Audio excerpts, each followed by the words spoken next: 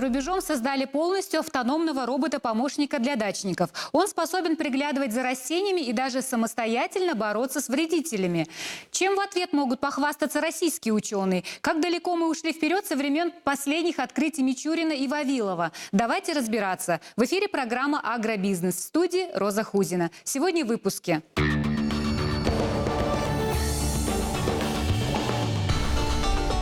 Без рук. Автономная система управления трактором от Аграрного университета и другие инновации отрасли. Пока не скиснет. Россельхознадзор вновь перенес дату введения ограничений на поставку молока и молочных продуктов из Белоруссии. И ноутил против традиционной системы земледелия. Расскажем, как развиваются в регионе почвосберегающие технологии.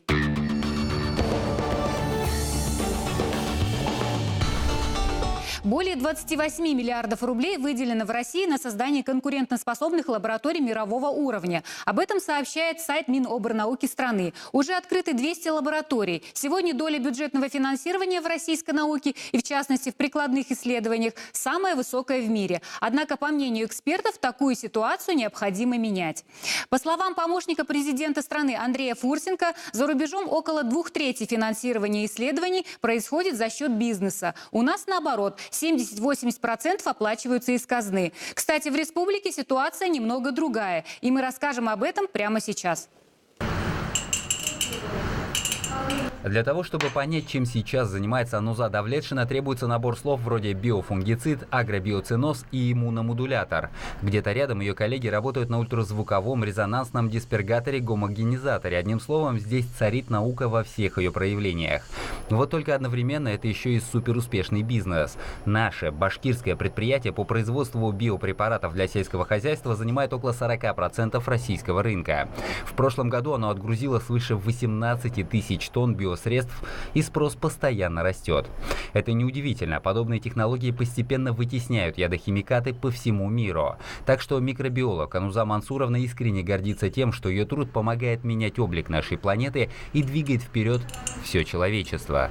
Этот метод, да, он с чем себя импонирует, да, что мы со временем выйдем, возможно, откажемся вообще от химических методов защиты растений, немножко защитим наших потомков от избытка того, что мы уже получаем, от тех же самых аллергенов.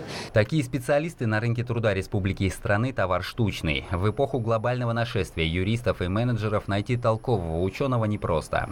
И все же проблема решаема. Только в этой лаборатории коммерческого научно-внедренческого предприятия около сотни работников, которых бы с руками оторвали заводы Европы, Америки или Японии. Тут у нас довольно-таки большое количество кадров, которые имеют ученые степени. Потом ученые, микробиологи, естественно, хороший технический инженерный персонал, который позволяет не только вести эксплуатацию, а также разработку новых приборов, устройств. Пожалуй, это лучший пример симбиоза чистой науки и бизнеса. Новые разработки, а здесь они появляются с завидной регулярностью, не отправляются на архивные полки, чтобы погибнуть под слоем пыли. Наоборот, сразу после исследований и испытаний уникальные препараты выходят на конвейер и позволяют зарабатывать средства для очередного витка научных поисков. Эта схема успешно работает в республике вот уже четверть века. Еще пока такой дух сохраняется в академических институтах. Они работают, они очень интересные вещи делают, но, как говорит футболист, бегает, но не стреляет. В смысле, не бьет поворотом. Вот для того, чтобы бить поворотом, мы для этого и нужны. У нас, во-первых, своя мощная наука, потому что кандидат, доктора наук, мы всех лучших, мы с ними обязательно общаемся и новые препараты делаем. Фундаментальная наука в стране развивается непросто. Низкие зарплаты, неустроенность быта и самая настоящая охота за лучшими нашими выпускниками, которую ведут зарубежные компании и институты, привела к нехватке кадров. Молодые ученые сегодня часто стажируются за рубежом и там же остаются. По идее, эта проблема должна решаться на уровне государства, однако и на местах есть возможность многое изменить. Сегодня Министерство сельского хозяйства республики сделало ставку на инновации и готово бороться за молодых перспективных специалистов. В республике Башкортостан, что именно касается в части сельскохозяйственной науки, задел очень большой. Задел этот существует еще очень давно, с давних времен. То есть и мы сейчас все должны сделать, чтобы этот задел сохранить и его развивать. То есть каким образом? Естественно, А в первую очередь это мы должны вести научные разработки, которые интересны бизнесу. То есть все эти научные разработки должны быть коммерциализованы, потому что за счет бюджета одного науку не вытащить. Все, давление мы увеличиваем. Вот так примерно выглядит дело на миллион. Преподаватели Башкирского аграрного университета разработали аппаратно-программный комплекс для системы точного земледелия. По сути, механизм управления трактором на базе спутниковой связи ГЛОНАСС и GPS. Аналогичные разработки есть и за рубежом. Вот только там они стоят свыше 1 миллиона рублей, а наш башкирский всего около 120 тысяч. Такая сумма вполне по силам обычному фермеру. Планшет, спутниковый приемник GPS ГЛОНАСС и микропроцессорный блок, который управляет существующими форсунками, которые опрыскивают на поле. Здесь вот представлен демонстрационный стенд, где форсунки имитируются с помощью светодиодов. В перспективе эта разработка позволит создать полностью автономный роботизированный комплекс, как для использования механизма параллельного вождения, так и просто работы трактора без контроля со стороны механизаторов. Впрочем, система уже сейчас полностью работоспособна. Она прошла полевые испытания и позволяет заметно экономить на горюче-смазочных материалах и удобрениях за счет точного прохождения необходимых участков. Человек объективно устает. Особенно опрыскивание нужно проводить по агротехническим требованиям в вечернее время. И начинаются ошибки, огрехи, перекрытия, перерасход ГСМ, перерасход химикатов и, как следствие, снижение урожайности. Здесь же человеческий фактор исключается. Это лишь один из множества проектов аграрного университета. Доктор биологических наук и проректор по научной и инновационной деятельности Иван Чудов может часами рассказывать о том или ином направлении. Эта аэропонная установка, к примеру, позволила довести до ума новый сорт неубиваемого картофеля. Алексеевский не боится вирусов, устойчив к нематоде и при правильном уходе сможет дать великолепный урожай. Ну а кроме того, аграрный университет относительно недавно зарегистрировал несколько новых сортов пшеницы, создал адаптоген нового поколения для пчел, постоянно совершенствует плуги и технику, одним словом, развивает науку всеми доступными способами. Специалисту, нашему выпускнику, нужно будет правильно ориентироваться в условиях производства и серийные какие-то разработки уже модернизировать к условиям конкретного хозяйства для того, чтобы повысить производительность труда. И это все имеет в первую очередь прикладное значение. Недаром ведь с 2017 года вступил в действие новый механизм кредитования сельхозпроизводителей, который предусматривает предоставление кредитов сельскохозяйственным товаропроизводителям по льготной ставке от 1 до 5% годовых. А на этой неделе был утвержден порядок предоставления субсидий из бюджета республики на возмещение части процентной ставки по инновационным кредитам в агропромышленном комплексе.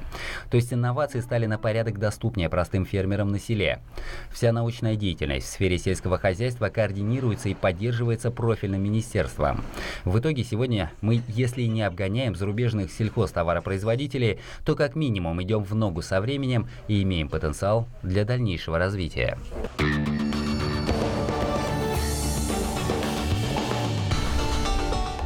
Тему развития научной мысли в отрасли мы продолжим чуть позже. Ну а пока к аграрным новостям региона. Минсельхоз страны предложил ввести уровень минимальных закупочных цен на зерно, при достижении которого в будущем должны проводиться закупочные интервенции. Минимальную цену на пшеницу первого класса предлагается установить в 10,9 тысяч рублей за тонну. В этом сельхозгоду 12,5 тысяч рублей. На пшеницу второго класса 9,9 тысяч рублей. В этом году 11,5 тысяч рублей. Кстати, Минсельхоз считает, что в настоящее время более эффективным механизмом поддержания цен является субсидирование перевозок зерна из отдаленных портов региона. Россельхознадзор вновь перенес дату введения ограничений на поставку молока и молочных продуктов из Белоруссии. Теперь запрет планируется ввести с 15 марта. Ограничения затрагивают импорт пастеризованного, стерилизованного и ультрапастеризованного молока и сливок наливом, сухого, концентрированного, консервированного и сгущенного молока и сливок, молочной сыворотки, сывороточного концентрата и молочного белка. В ходе рабочей поездки в Благовещенск глава Башкортостана Рустем Хамитов осмотрел образцы тракторов китайской компании «Джифан», которые планируется производить на территории муниципалитета. Глава республики лично опробовал технику, а также поинтересовался вопросами локализации производства комплектующих.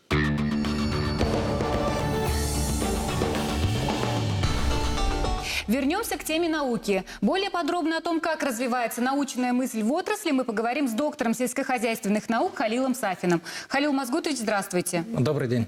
Сегодня мы узнали, каким образом развивается у нас наука прикладная. Расскажите, какие задачи сегодня решает Академия наук Республики Башкортостан?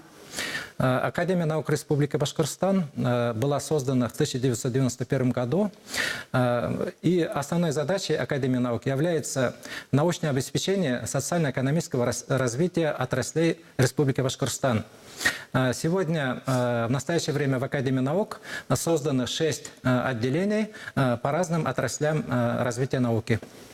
Ваше отделение занимается инновационными разработками. Какие направления сегодня являются наиболее приоритетными? Я работаю в отделении агро- и биотехнологий. Наше отделение занимается именно научными разработками в области сельского хозяйства, биологии и частично медицины. В республике довольно-таки давно идут разговоры о внедрении наутил-технологии. На сегодняшний день появилась стриптил-технология. Для непосвященных расскажите, что это такое и какие задачи они решают? Наше отделение, конечно же, занимается несколькими направлениями науки в области сельского хозяйства.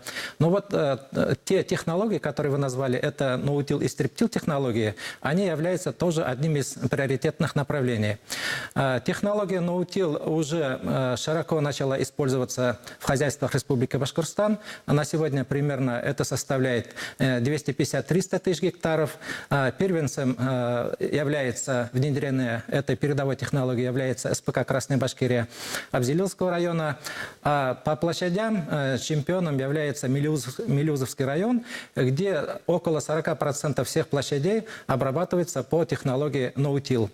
Ну, надо сказать, стриптил технологии, они являются более новыми в целом в мире, и в нашей республике используются 3 года. Это опять же в той же СПК «Красной Башкирии» Абзелилского района, ГУИСП «Тавакан» Кугарчинского района.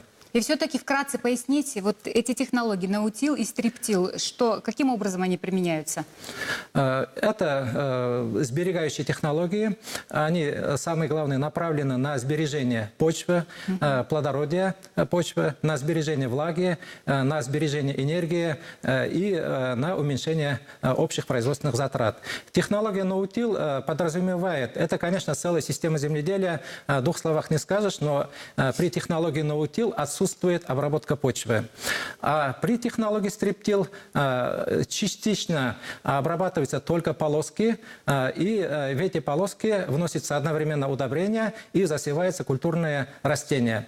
Эти 2 технологии друг другу не противоречат, они идут вместе. Мы именно стриптил технологии изучали с выездом фермерских хозяйств Соединенных Штатов Америки. И эта технология стриптил, она все же очень эффективно при возделывании пропашных культур, таких как кукуруза и подсолнечник, и дает прибавку где-то от 25 до 30% по урожаю. Да. И все же новая техника, комбайны, трактора, все это требует немалых средств. Для самих аграриев какая выгода в этом и сколько они могут заработать на этих инновациях? Да, сегодня новая сельскохозяйственная техника, она очень дорогая, и многие начинают задумываться, а стоит ли брать современную технику. Да, она дорогая, но если поделить на гектар, то тогда эта современная техника, наоборот, получается дешевле. Если использовать старую технику, там нужно вместо, допустим, одного современного, надо использовать 4-5 единиц. Так ведь это надо иметь содержать больше обслуживающего персонала, больше требует механизаторов, а сегодня механизаторов не хватает в хозяйствах, и поэтому, чтобы экономить, чтобы прибыльно работать, надо переходить на эти сберегающие технологии и покупать, конечно же, современную технику. Тогда у нас сельское хозяйство добьется успехов.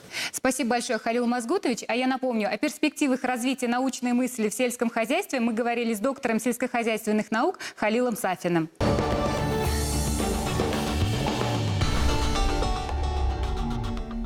На этом сегодня все. Напомню, совсем скоро, 13 марта, в Уфе откроется агропромышленный форум и 28-я международная выставка «Агрокомплекс». Хотите быть в курсе последних новостей ПК? Не пропустите выставку и смотрите программу «Агробизнес». В студии была Роза Хузина. Увидимся!